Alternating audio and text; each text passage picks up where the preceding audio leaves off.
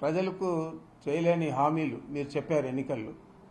హామీలు చెప్పి ఇప్పుడు అవన్నీ కూడా నెరవేర్చలేక ఇలాంటి కేసులు, ఇలాంటి డైవర్షన్ పాలిటిక్స్ చేసే పరిస్థితి చాలా దురదృష్టకరమని కూడా నేను తెలియజేస్తూ ఉన్నాను. ఇప్పుడు చంద్రబాబు గారికి అధికారం వచ్చిన తర్వాత సూపర్ 6 అంటే భయం, ఖజానా ఖాళీ అని చంద్రబాబే చెప్పుకుంటాడు. రాష్ట్రంలో 10,000 కోట్లతో ఆ రోజు జగన్మోహన్ రెడ్డి గారికి అధికారం ఇస్తే ఆయన చెప్పిన హామీలన్నీ తూచా తప్పకుండా నెరవేర్చారు.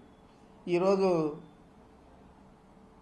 1,000 కోట్లతో మీరు అధికారంలోకి వచ్చారు. మరి మీరు కనీసం ఖజానాలో డబ్బులు లేవని చెప్తున్నారు తప్ప మీరు సాకులు ఎత్తుక్కుంటా ఉన్నారు. మీరు చెప్పిన హామీలు నెరవేర్చడానికి తప్ప ఇంకా ఏది కూడా చేయడం లేదు. ప్రజలందరూ